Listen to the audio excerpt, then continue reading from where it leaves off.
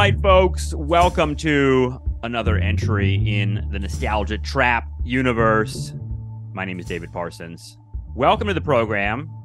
Hanging out with my good friend Justin Rogers Cooper, as usual. We've been watching a lot of movies, thinking about TV shows, pop culture. I think that's always been a subtext, but lately there's been a lot of it.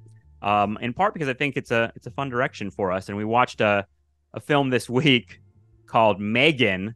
That was a surprise hit last year. If you haven't watched the film, press pause and go watch it. Okay, you're back. Let's talk about it. All right, so yeah, obviously lots of spoilers here. We're going to talk about the whole movie. But M3GAN is an interesting film, and I saw it on Amazon Prime for free, and I was like, okay, I'll watch this. And as I was watching it, I was like, oh man, I got to talk about this movie with Justin on Nostalgia Trap, because it really does, and we'll try to uncover at least some of this. There's a whole universe of stuff going on in this movie, and for those of you who don't know what the movie is or have just watched it, whatever, let me just tell you what it is. M3GAN is a horror film, I guess, or a science fiction horror film that came out in December 2022, so really just like seven or 8 months ago. It was a huge hit. It's about a robot. A little girl robot that is created by a tech company, and the film, it's a familiar plot. It's kind of like within a genre of like the killer doll or the killer robot. We've seen this story before, but what I thought was notable about M3GAN, and hopefully this can just get us started, Justin, is that this film, it's a familiar genre film. At the same time, it plays with ideas about AI and tech CEOs and tech companies. And I thought more than anything had a really, really compelling take on the idea of reproduction, families, women, children. There is a shitload of subtext going on in this film. And I just kind of dug this film. I thought it was funny. I thought at the base layer of it, it's just kind of a fun riff on like robot culture.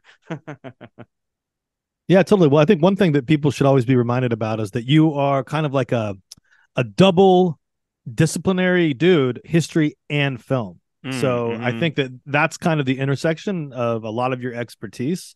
And I think that's one reason why we end up talking about so many movies. Yeah, that's true. And we have that history it's a thorough obsession for sure. Yeah. And I think that this is a film too, that aside from just being like a novel take on robot culture, it innovates a lot on the kind of Frankenstein, Pinocchio genre in ways that we can talk about, particularly in the realm of gender.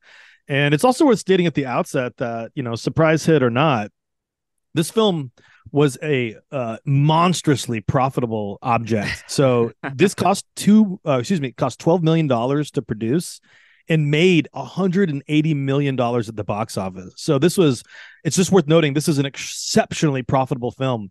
And in part for the larger story of it is that it was unexpectedly, and the unexpected part of it was the fact that parts of the film went viral and created a kind of internet buzz around the character and around the dance that the character does. There's like a TikTok dance that M3GAN does. It's a whole craze around the movie. So yeah, there's that narrative, but there's also kind of like, I'm like, surprise hit, really? Because I don't want to go too far into the industry here, but James Wan is the producer of this film. And he's just a mega force in Hollywood right now. As I understand it, the most successful producer of horror material ever.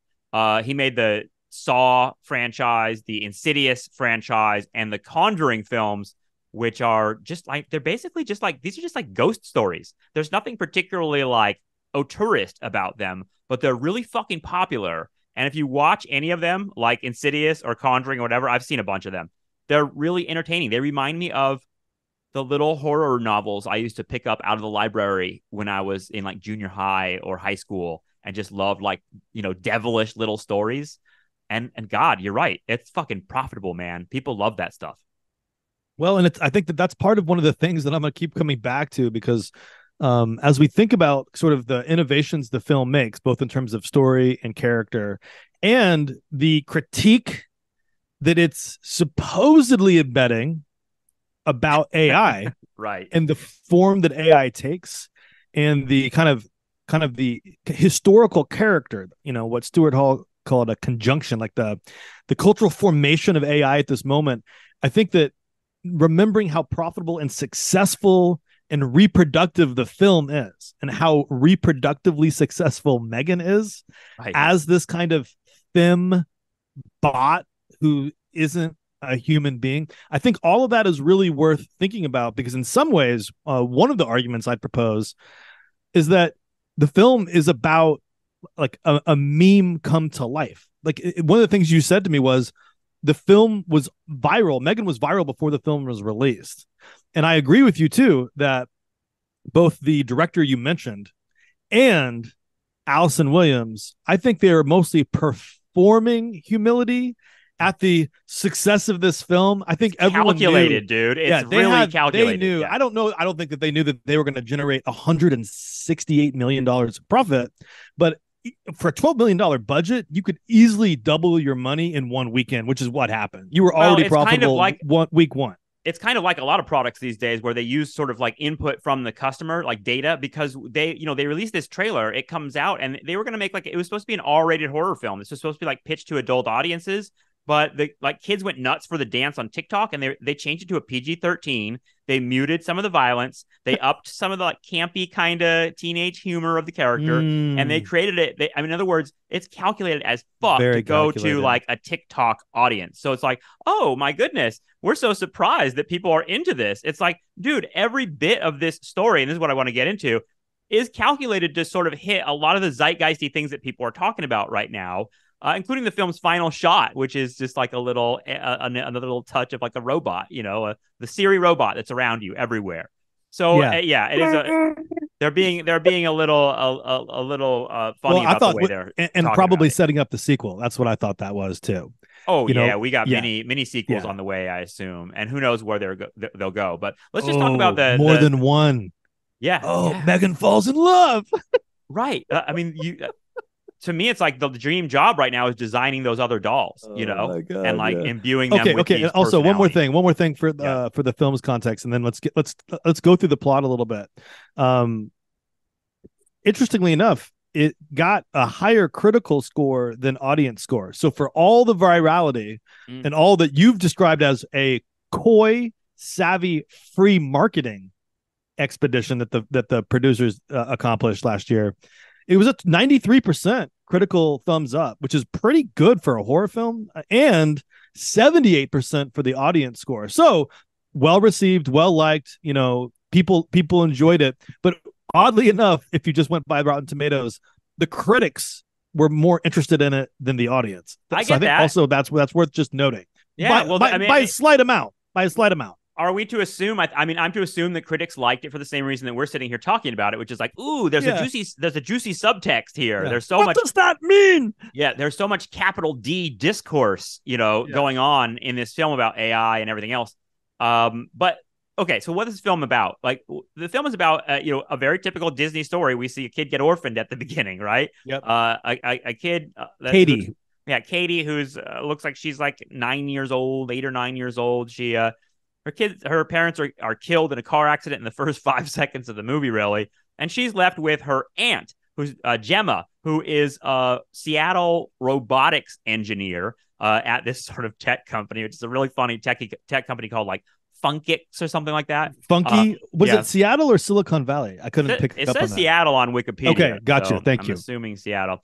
But either way, she goes and lives with her aunt, who's this tech woman who is sort of creating a robot at her job, and she's already created those little Furby things that that Katie has in the car when she's in the accident. Can you just describe what that thing is real quick? Because I think that thing's key to this too. You describe the Furby, because that it's that like thing is... I don't know what it looks like, a little round Muppet. Mostly it's a face.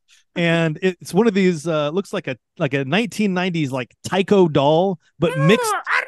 Yeah, it's like feed me, and like a competitor comes out with something called like a Furzy, in which like when you squeeze it or feed it water, its ass turns a certain color, and that's how you know that you need to like empty it or change its diaper. It's all a theme of like a digital pet rock. Yes, and it's very close to those little digital eggs. I forget what they were called, that creatures that people had in the 90s. And like, oh, you feed it and it poops and you water it and like it's like this. There's this sort of like biological. I guess that's sort of great that that's the opening scene is her playing with that Furby thing because it's sort of like okay, here's the urge to create something that has the same properties as us. It has the same biological, and here's a basic version of it: pooping, giggling, that sort of thing. And we're going to see the advanced version of it. So, the plot as it takes off in the first act of this film is really kind of about how, Gemma is not really suitable or doesn't want to really be a mom here and give the kid what she needs, which is like some emotional sort of response. And instead, she's sort of dependent on like wanting to create this device for her that distracts her. And it's obviously I'm sitting here being like, okay, this is like a broad metaphor for kids, parents handing kids an iPad and being like, now I don't have to be a parent anymore. Go watch some Paw Patrol on YouTube. Right. Yeah, totally. And God, I have been in so many like food courts and malls where like kids are just like staring at phones and shit. They're like 3-year-olds. And I'm like, I wonder what the 3-year-old mind is up to when it's like staring at the phone, drooling in front of the Panda Express with his parents. And I've had a front row seat to some of it. One of the other things I want to throw out is, and I think I'm going to toss it right back to you. The two main settings of the film, I think this is why part of it was so cheap to make, is Allison Williams, Gemma's house, and the headquarters for that funky company, in which the coworkers are like the other supporting cast in the film. Yeah, she has like two coworkers who are immediately helping her to develop this new M3GAN doll. And then I just want to throw out there and toss it back to you. I'm eager to hear your impressions.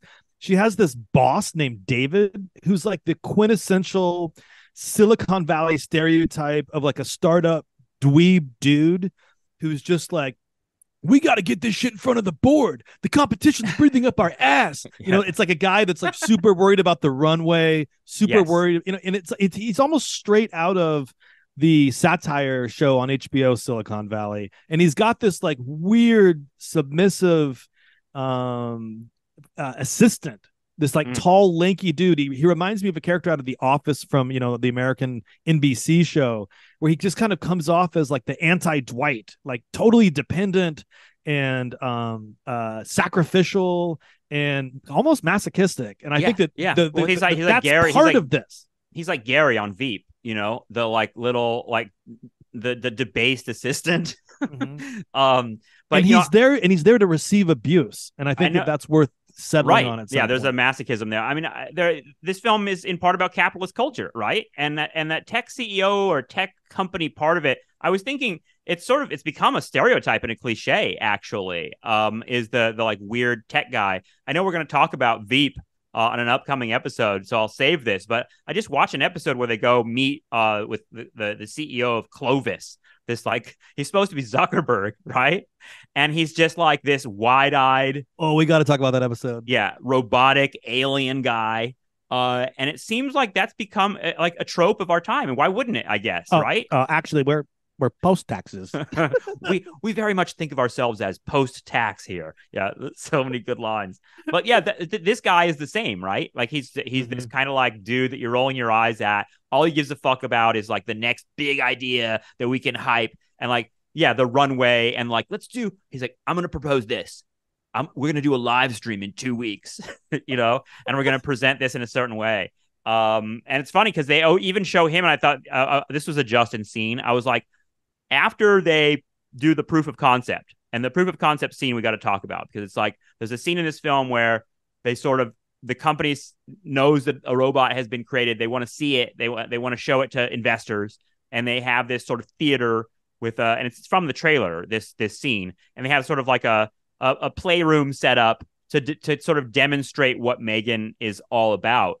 But M3GAN really stuns them with the performance there, and they go back and they meet with like not the tech CEO, but like the guy that's above, the like white money dude who's like standing there, the chairman of the board. Yeah, next to the bar. It's always next to the bar. This is like fucking Judas and the Black Messiah, Yep. It's also like, what's better than $1 million?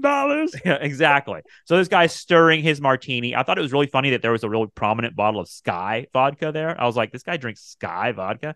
But either way, he's stirring his drink, and the tech CEO is very eager to hear what he thinks. What do you think? What do you think? Is it the right idea? And he says, I think the Earth is about to spin on its axis. And you're like, oh shit, this is like the real McCoy. And like, why is it the real McCoy? And I think this is like the key scene in the movie, right? Because they want to demonstrate that this is a toy, the ultimate toy, right? The ultimate item for a kid. But what ends up happening is the real girl, Katie, she can't really perform correctly in the demonstration because she's so distraught about her parents. And I was thinking about you again because this is like a movie about grief and like overcoming grief. And this girl, she can't perform. She starts crying. And you're like, oh shit, the demonstration's going to fail. But instead, like M3GAN rises to the occasion and this AI comes over and like has this intimate moment with Katie where she asks her to share a memory of her mother and father. And she says, I'll keep that in my heart forever and we can share it together. And like everyone, all the stockbroker or all the stock investors are like, they're all crying, like everybody's moved. And then M3GAN like sings, and she sings this song that's this beautiful song about like, I'll always be there for you. And it has a line in it that I thought was the line of AI and the line of our era, which was, tell me your dreams, I will dream them too. And I thought, wow, that's the promise of AI. And kind of what it wants from us is to kind of like get our essence so that it can become us. And God, I just thought that scene was just really freaky and moving too. I was like crying watching this scene because the little girl was finally having someone care about her. And that's what's key. That's what they see as key to sell. Yeah, I agree. And that I think there was a couple other moments, but that was one of the first true core sentimental moments of the film that stitches together the sort of emotional moral that's behind the Katie Gemma, or the mom surrogate parent child relationship that's emergent throughout the film that the film is going to try to reconcile. I also think it's worth noting that, going back, just as you have alluded to our social dilemma conversation, that one of the weird problems of the documentary, The Social Dilemma, was that they didn't know how to give the algorithm a face. But the algorithm, the black box, is what you have just described. Let me dream with you, kind of thing. Yeah, right. And if you remember in The Social Dilemma, they used that guy from Mad Men to kind of personify the algorithm, like, Pete Campbell. Yeah, Pete Campbell. And so in a weird way, M3GAN is Pete Campbell, and yes, so the face of AI. Yeah, and so in addition to being the iPad, I think that beyond the kind of technological medium, I think partly what we're getting at here is, what is our relationship to these black box algorithms, and what is our relationship to those algorithms as the algorithms become self-generating? And so in a move that I think people will hear the echoes and rhymes of stuff that's all around us, and which is kind of, interestingly enough, the theme of 2023, especially in finance culture, which is just like generative AI.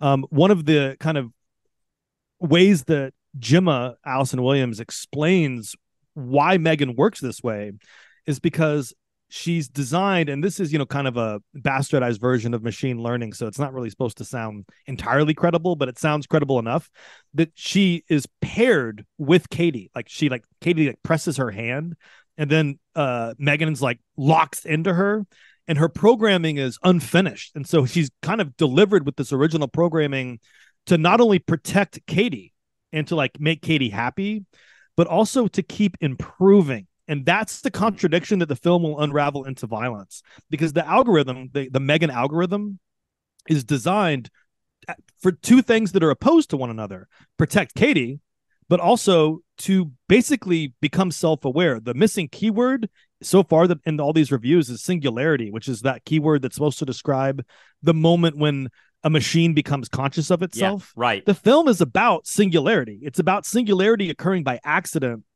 through the creation of this M3GAN doll. That's right. Yeah, and so she evolves. She evolves from just like brutal protector to something more dynamic, because at the beginning she kills the neighbor, right? Like the neighbor is like this threat who has a dog, right? And the dog attacks Katie, and so of course M3GAN snaps into action and kills the neighbor. But there's an interesting scene there, because the neighbor, like, there's this classic horror movie moment where the neighbor is confronted by this doll standing there going to kill her at night. And she says, what are you? She said, what are you? Just like Predator or any of these other movies. What are you? Show me your face. And M3GAN says, I've been asking myself that same question. Yep. Yep.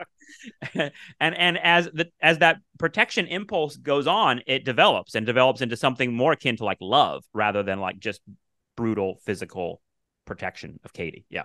And you know what's interesting too about this kind of original programming is that I think Gemma describes it as a constant quest for self-improvement. Now, if you just isolate that is the Horatio Alger mantra for capitalism. Right. That's what people mostly identify with neoliberalism. You've had many shows on, quote, the constant quest for self-improvement. And it reminds me of another character that we've talked about really recently in a similar kind of horror genre, which is in the film Nope by Jordan Peele, the sister, Keke Palmer, who plays Emerald M. M's whole thing is, we're a brand. I'm going to sell this. I'm going to get the pot of gold at the end of the rainbow. And when you think about what M3GAN's programming is, hustle culture. Yeah. Yeah. Mm-hmm. M3GAN is a hustler. Yes. The algorithm is a hustler. So they've been programmed in to be essentially an in logic of narcissism and individualism. And that is what's interesting is that's competing with a value of protection and care, which are these anti-capitalist, even socialist values. And so the film has set up a contradiction that we are already alert to right now, which is that we're at this incredible inflection point where the machines that we've made and the algorithms we've produced, we are not fully in control of. And that one of the things that, as we move through the plot, that I just want hanging in the background is that the rush to create machine learning and AI that can evolve, as you just said, that can like generate its own new version of itself, that can learn, that's fundamentally programming that exceeds human control, at least in theory. And the reason that we run so hard for it, proverbially, please excuse my, us in the audience here, is related to David, Gemma's boss at the toy company. He just wants to make some fucking money. And so it's so interesting that it's the imperative to make money that allows people to kind of set in motion machines and release them into the world with lethal consequence without fucking knowing really what they're doing or what the effects are. Yeah. Or where it's going. That's like a cold comment on the entire rise of Facebook, Snapchat, Instagram. Right, because we know that something with a sinister mind, capital, is in control. They're the ones that are in control of this technology that we don't know what it is. And it's really ripe for horror and science fiction and a kind of fear, because you're sort of like, well, that's creating something that could hurt us in some way. And it ends up being like, I don't know, Terminator movies are about this. I mean, it just goes on and on. I'm thinking about Her, though, the film with Joaquin Phoenix, where what happens in that film is he falls in love with his voice on the phone, the Siri, right? Like basically falls in love with Siri. But that AI, she quickly evolves past him, and she's not interested in him anymore. And she's sort of like, in other words, I've been with people like that. Yeah. I don't know if they were That was just too right. I don't know if they were voiced by Scarlett Johansson, but I know what you mean. In other words, the AI gets too mature, too smart for us, bored by us. You know what I mean? Like going on and doing other things. And you're sort of like, okay, that's one scenario there. But like, I don't know, there seems to be like a narrative urge for like the evil to be released. Do you remember? Was it like a couple months ago, there was a New York Times article by the guy that had like gone down the rabbit hole talking to AI late at night. And like the AI robot had told him, like, you don't really love your wife. Your wife doesn't really love you. You should kill yourself. Like, it just like, and you're like, wait a second. Like, this robot just started talking to him about like fucked up shit like that, and like getting into, and it's like, there's almost like a sick desire. And you say we, like, I say, humanity, whatever, that like needs to create this thing and also imbue it with these properties.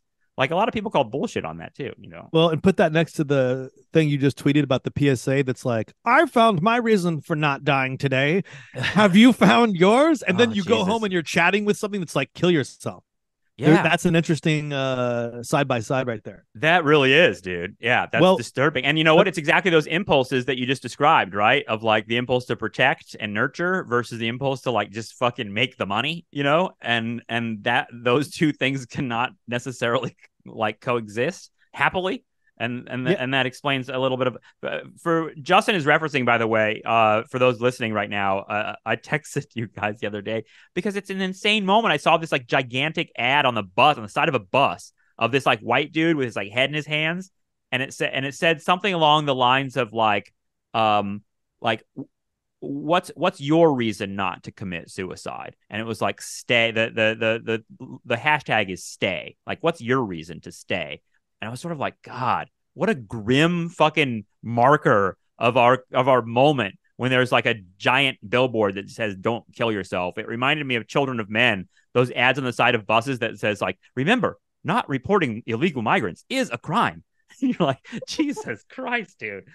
I don't need that. I remember being on the bus in New York and hearing one of those automated things that said like, "Remember, assaulting an MTA employee can land you 7 years in a federal penitentiary." I was just like, whoa, so nuts.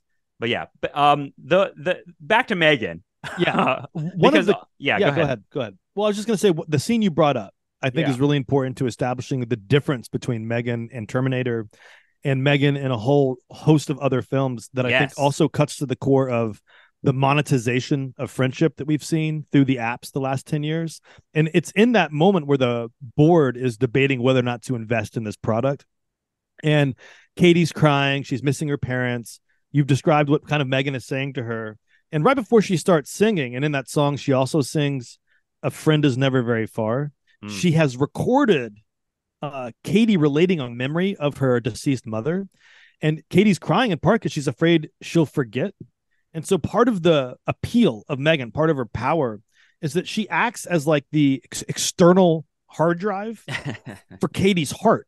Yes. She acts as like the kind of memory drive for Katie's relationship with her mom. So her memory's been is now externalized into M3GAN, and that itself is, I think, a really good insight into why the monetization of friendship, because that's really, I think, what's happened is that they've found a way to capitalize literally on relationships. Relationships are now fully capitalized, and though they've done that through a discourse of care, but also of memory. And one of the things that I see on my feed, I don't have too many feeds, but the one I'm on usually is just Instagram. That's the one I will hit every day for like 5 minutes.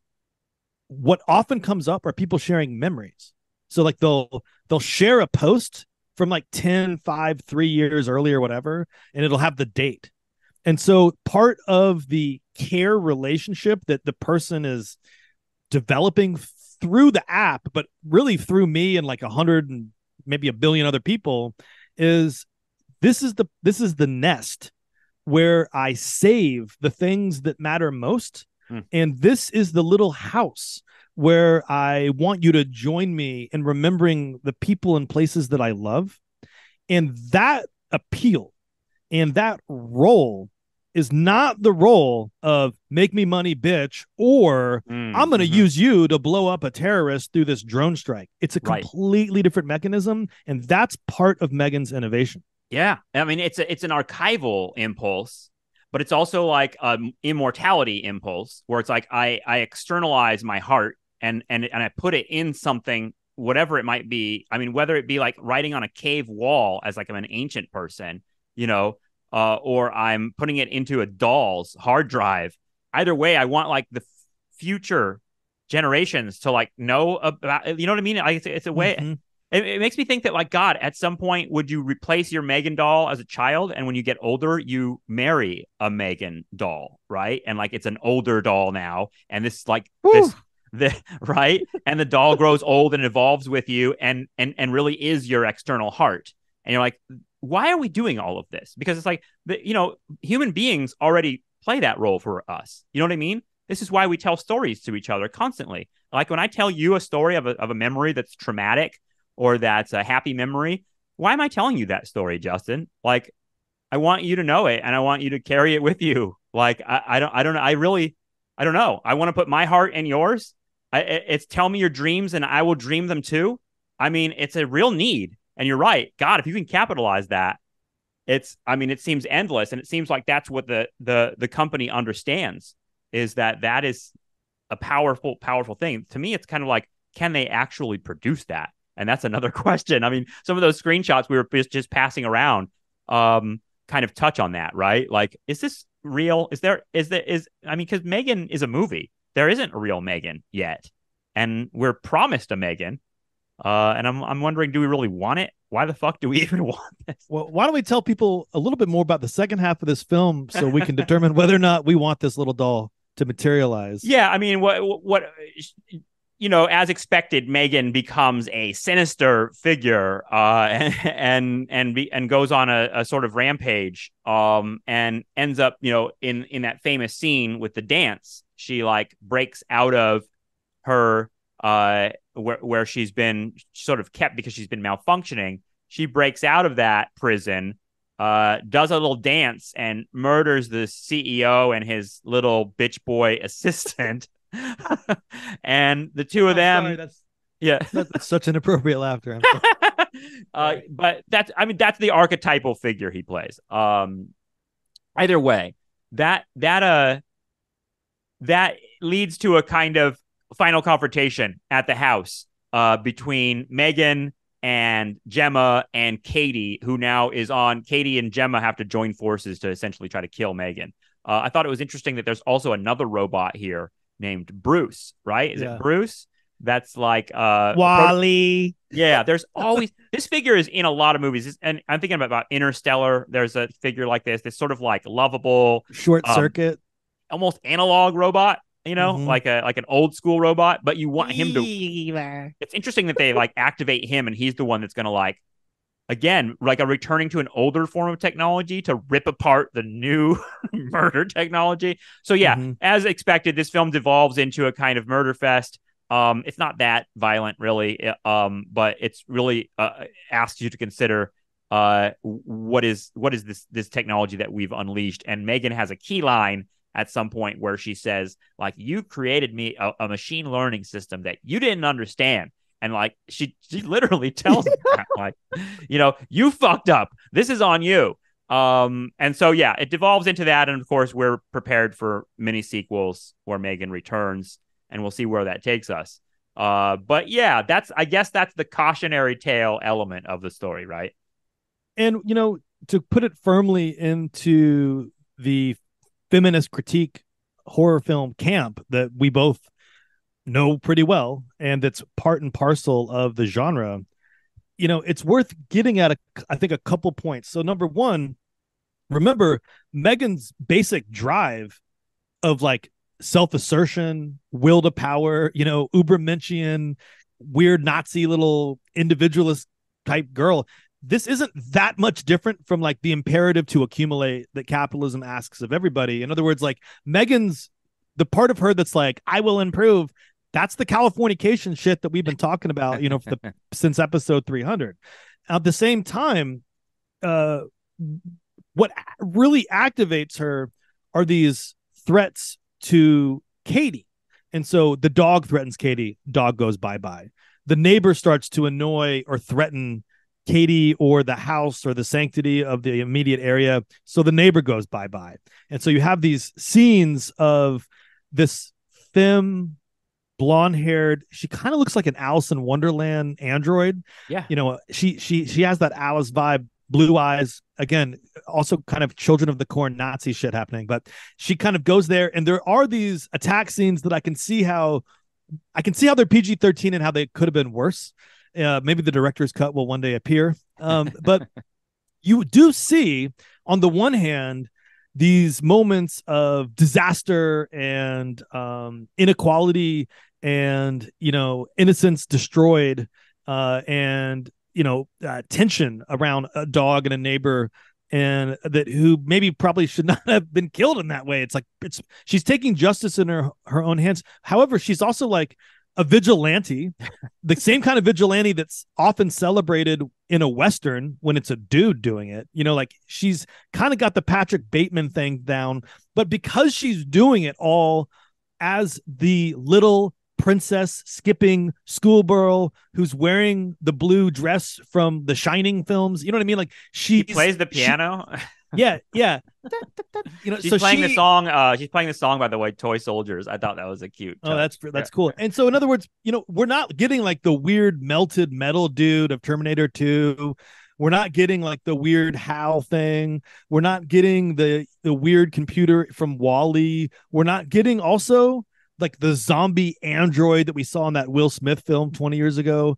You're getting like a really, I don't know frankly how to say this, but like a creepy, beautiful killer and I mean that in scare quotes, but in that Patrick Bateman style. Like you're seeing someone who's supposed to embody like fitness and ableism or ability, even though they're in a child body, and they're strong. They're powerful. She's a beautiful little white girl with a sassy attitude. She's very smart. I think that's a key element of the whole film's working, is that exactly you're waiting for Megan's like little attitude. She has there's lots of sarcasm to her. She's like, her attitude is like, oh really? Is that what we're gonna do now? Like she's got this kind of like Jesus. Like, well, you're disarmed by her in part because of that affect, and you kind of respect it. I mean, imagine it.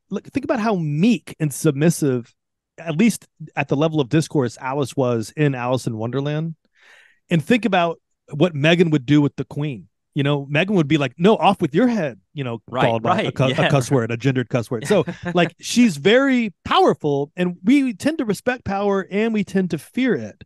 And it's emergent from this child. Now, two things there that I just want to get us to. Number one is the fact that the algorithm is empowering an evolving child seems to me an indirect and kind of ripe comment on the lessons we're learning about children's relationship to these apps and algorithms. That no matter what you want to say about it and all the weird parenting thing, morality aside, one of the key innovations of the last 15 years is unformed human minds with machine learning algorithms.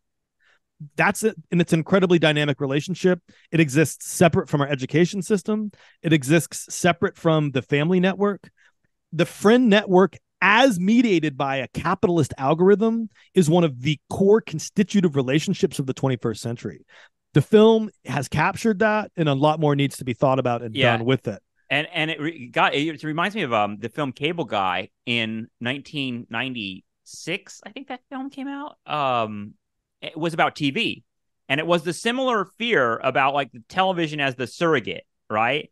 I think at some point in that film, Jim Carrey like essentially sacrifices himself to like blow up the television station, and he says someone has to kill the babysitter. And I thought it was like really on the nose and lame, but at the same time, it seems like that fear of like the machine that replaces the parent is something that is post. I don't know how we periodize that and where we put that, but it seems like this film is continuing that discourse.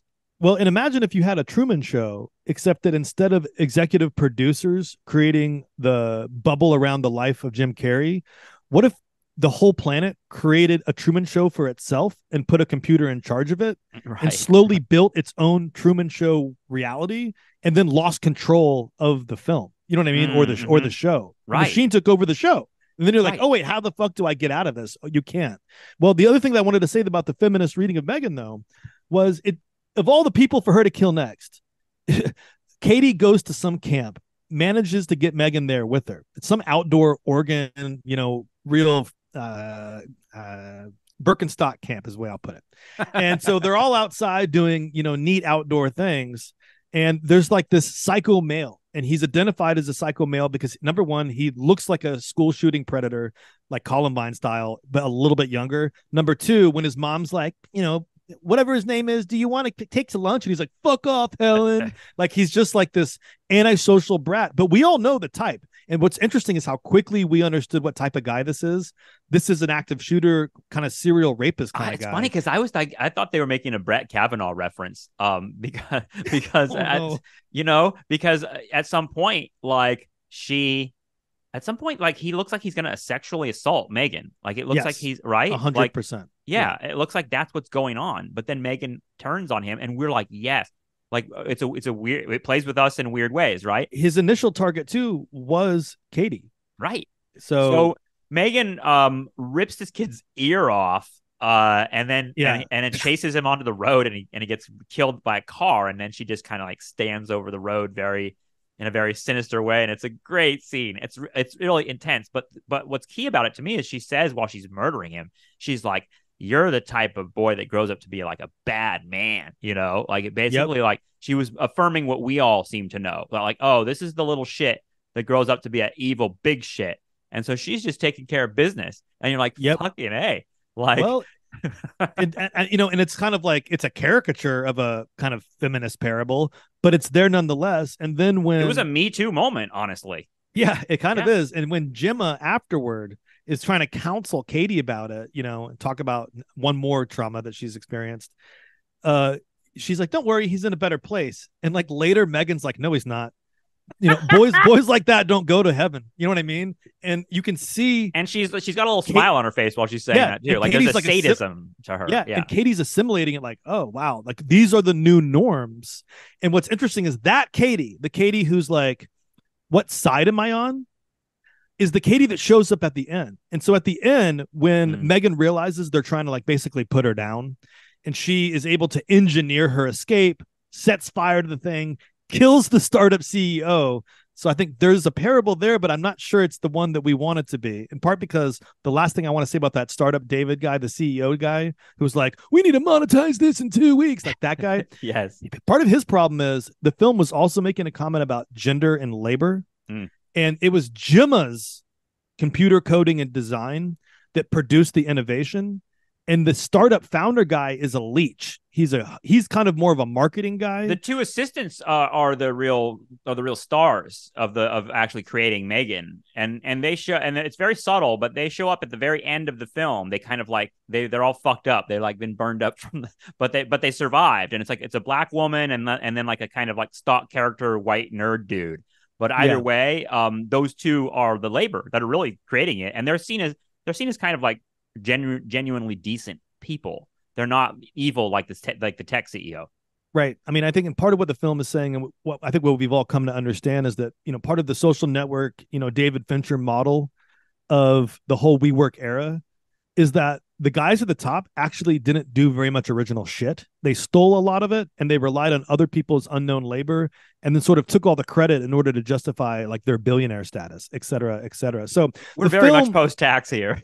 Yeah. So the film is like asserting political morality in its scenes, but it's this is what makes it so fundamentally interesting. It's tying those scenes, like Megan killing the Brandon, I think his name was the bad boy. Mm-hmm.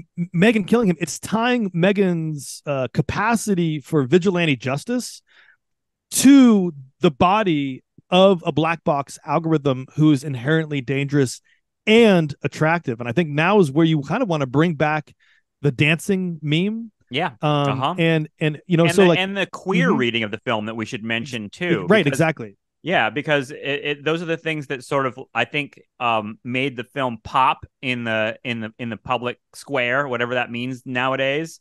Were these sort of like elements of this isn't Chucky, and Chucky was fun because Chucky was a total fucking asshole, right? Like Chucky, that character, he's really mean. Like if you watch Child's Play, especially the first one, he's really nasty serial killer type guy. But as those films evolve, he gets kind of cheekier and campier and funnier.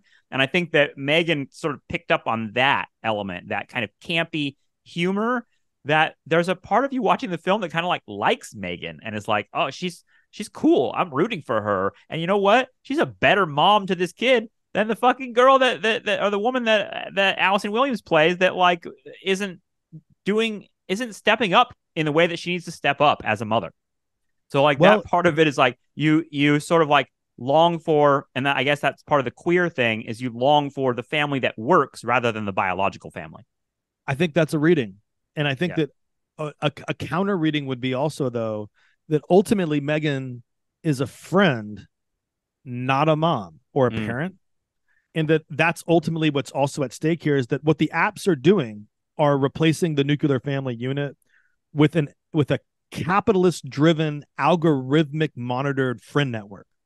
And so ultimately, if Gemma, the surrogate parent, were to disappear, in order to keep Katie happy, eventually M3GAN would have to take on like a disciplinary function that is fundamentally opposed to what we understand to be the caring relationship that friends have. Like, I don't discipline you, David. You don't discipline me. Right. And so it's really weird that the two places where we experience that, well, the three places we experience that level of discipline is, one, in our relationships, our intimate relationships, number two, at work, and number three, sometimes for some of us, in whatever family model it is that we coexist with, biological or otherwise.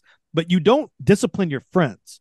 And so that, I think, is one of those things that's kind of a tripwire in the M3GAN Katie relationship. And I also just want to throw out the feminist aspect of the parable could continue, in the sense that the person who ultimately kills M3GAN is Katie.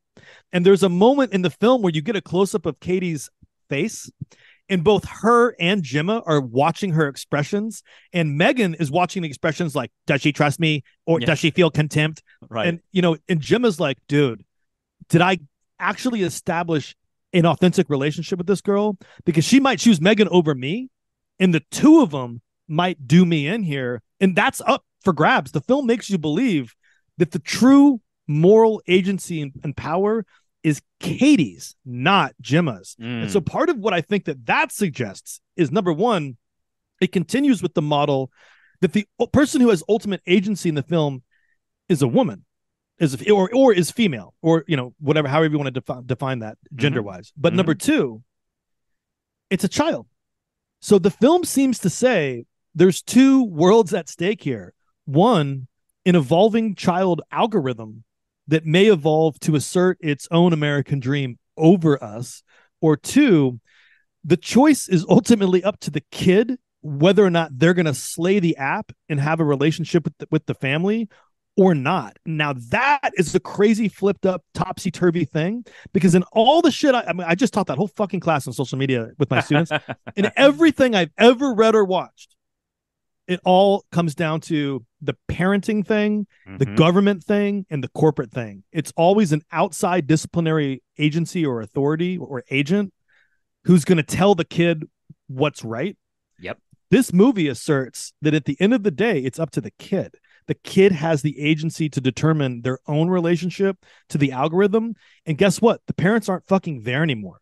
And I think that is that idea of like, we've orphaned a generation of children to technology, and what happens is, at least partly as a result of what they decide to do with it, is so fucking, number one, frightening, number two, interesting, and number three, it's fucking original. I've never seen that before. Yeah. I mean, I've never really thought about it that way before, in terms of like, well, I mean, it's funny because it's like that.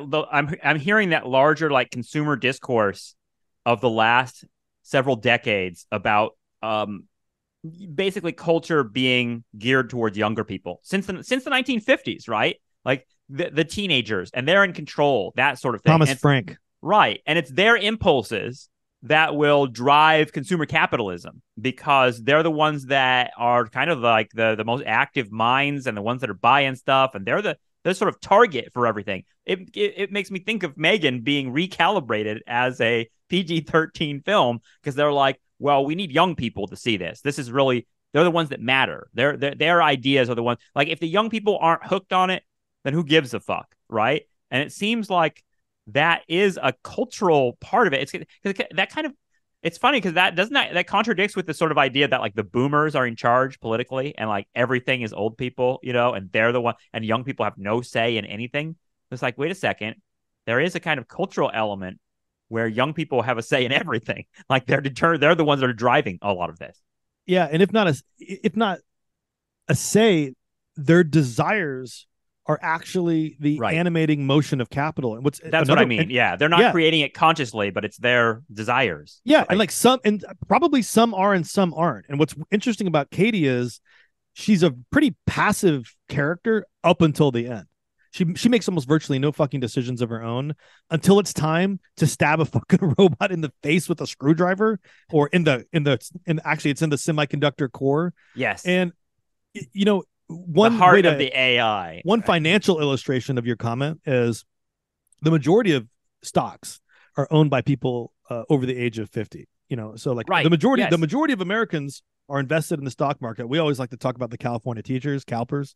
So let's just take CalPERS as an example. Anyone who's retired out of the UC system, their retirement is funded on the profits of United States corporations and companies, and global companies for that matter, including oil companies and the military industrial complex. And stuff CalPERS hasn't fucking divested from fossil fuels, and if it has, I would believe it, but I just don't know it. I'm retiring on profits from drone companies. Right, exactly. Now, the other interesting way to put that, though, is the majority of 2023 stock market, the gains from the S&P 500 come from 5 companies, and 2 of them are Meta and Microsoft. And the reason why those companies' stocks are up so much over last year is because of AI.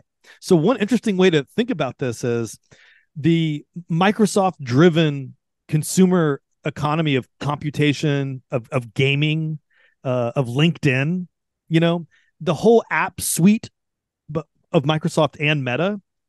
These companies are generating the profits that retired teachers and other people are using to live every day.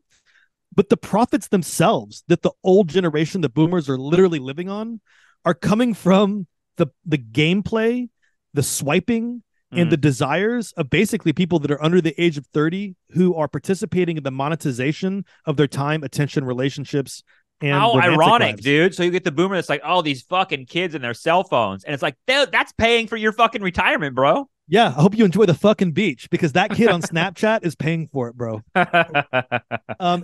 One other thing I just want to throw out there from the Guardian article, because I thought this was timed pretty well.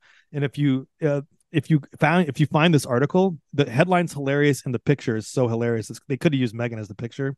And the headline, it's actually from, I think, today, Friday, July 7th. Headline is, quote, "You can do both. Experts seek good AI while attempting to avoid the bad." That's fucking M3GAN, okay? And then when you get into the article, because it's the two competing aspects that capitalism is going to basically... The good AI versus the bad AI. And we already know what's going to happen. Capitalism will fuck AI up, and that's what's going to prevent it from becoming like the good AI that they want. I just wanted to throw a couple of these things at you in the audience. And so you have these people who attended some kind of fucking AI conference. It's the United Nations AI for Good Global Summit. Number one, I can't fucking believe this exists. Now, after I found out this exists and and finished laughing. Yeah. Here's the kind of shit that they narrate. Okay, so this is from the conference. This is the United Nations. This is like the global mind. This sounds like a fucking parody movie, though. Like the AI for Good United Nations conference. Yeah. And then imagine them as the commentary on M3GAN. Here's a quote: "If humans behaved in this way, you'd say they had a kind of psychosis." M3GAN, said Stuart Russell, an AI pioneer at the University of California, Berkeley. Speaking of CalPERS. But nobody fully understands the internal workings of ChatGPT, and it cannot be readily programmed to tell the truth. There's nowhere to put that rule in, said Russell. And then here's another guy. The guy follows up by saying, "We know how to make AI that people want, but we don't know how to make AI that people can trust." Right. Now, that's M3GAN too. And the thing is, that's what they made with the movie. We want M3GAN, and we can't trust her. And if you go back to a lot of the shit we've said about the social dilemma and a lot of the conversation that we had about Elvis, it seems like one of the driving themes of Nostalgia Trap the last year or so for me, or at least since episode 300, is that part of the Californication process, part of the project of Californication, is that AI is really an extension of this moment of cultural capitalism. And so the thing that you're saying about AI is true for technology, and it's true for our relationship to capitalism. We know how to make AI that people want, but we don't know how to make AI that people can trust.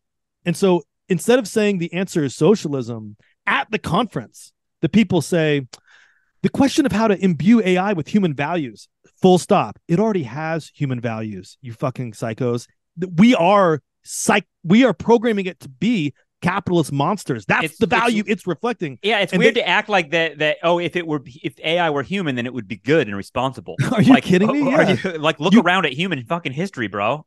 It's like, what Chomsky are humans said about good and responsible? What the fuck? Remember that anecdote you always mentioned about Chomsky in that film, The Corporation? Says the corporate person is a serial killer. Yeah. But here's the thing, is like the way AI is real to me, like when we'll know it's real when we can't trust it. You know what I mean? That's the property that's important, is it has to be a psycho. If we're really trying to duplicate ourselves, which is what I assume all of this is. I mean, to me, this goes back. This is like, in the Bible, God makes man in his own image, right? And then we try to make man in our own image. We're doing it with tech, but we've always done it like with flesh, right? Like it's like reproduction has always required vaginas and penises and sperm and eggs and that sort of thing. But now we're trying to do it like in another way, right? And like that, like play God, I think is the typical way that people construct that in all of this fiction, is the man who wants to play God. But it seems like an impulse that it is one that, yeah, you would have to, in order to create a convincing simulacra of a human being, it has to be an imperfect thing, right? Like it has to be. It's weird that let's make AI good. It's the United Nations. Like, what a simplistic, weird way of thinking about it. Yeah, and I think what is actually happening is that we're trying to create, or have created, a consciousness for capitalism that can accumulate on its own with less and less of our labor and direction, so that it becomes an accumulation machine. So it's not a reflection of our full humanity. It's a reflection of the directive of the capitalist. That's ultimately what it reflects. Instead of saying socialism, they say they need to find, they call it the alignment problem, that lack of coherence with so-called human values. Then they go on to say, and I'm almost done, they go on to say, scientists and some tech companies are looking at these questions in earnest. And now just look at that. Like, who's fucking looking at this? Like random ass people with no democratic mandate at fucking all. And then it says, but in some cases, it's a game of catch up with technologies that have already been deployed. Now, that's the whole narrative of M3GAN. That's the whole M3GAN story. Marcus used his presentation to launch a Center for the Advancement of Trustworthy AI, which he hopes will act as a CERN-like philanthropically funded international agency in the theme. Like a capitalist funded fucking institution is going to be able to make an anti-capitalist AI reality. Here's the last fucking thing. These are cynical fools. Yeah, and they are. And also, there's nothing democratic about any of this.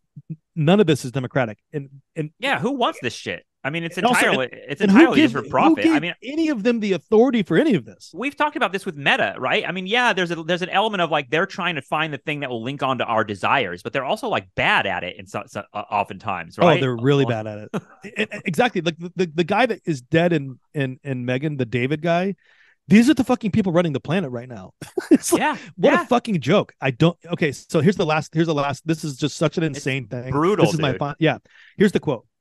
Mass discrimination, the black box problem, data protection violations, large-scale unemployment, and environmental harms. These are the actual existential risks, said Professor Sandra Wachter of the University of Oxford, one of the speakers at the summit. Quote, we need to focus on these issues right now and not get distracted by hypothetical risks. This is a disservice to the people who are already suffering under the impact of AI. And then here's how the article ends. Either way, there is a growing consensus among tech companies and governments. And that's it. It's like, that's the only fucking people that care. Tech companies and governments. That's the ruling class. Okay. Tech companies and governments, that governance is needed and quickly. Quote, it should be done pretty fast. Within half a year, said Dr. Reinhard Scholl of the UN's International Telecommunication Union. This is Dr. Strangelove, essentially. Yeah, and co-founder of the AI for Good Summit. End quote. Last line. People agree that if you have to wait for a few years, that would be not good. Yeah, no shit. No shit. I think we are stuck in a fucking weird moment, because on the one hand, I'm like, AI is a total hype machine. It's total bullshit. God. It's being used to just like, do these, basically like proof of concept to try and get more and more money and capital. But at the same time, there's also like a thing of like, is it even real? Like, did they really create anything like that spectacular? Because, Andrew was just talking to us about how, generative text is just like, that's it. That's all it is. And it's not that spectacular yet. There's not a M3GAN yet, in other words. There's like promises of M3GANs. But at the same time, I think that I do anticipate that, in terms of the Black Mirror future, all of us are going to get phone calls from loved ones that we won't know if we're talking to the loved one or not.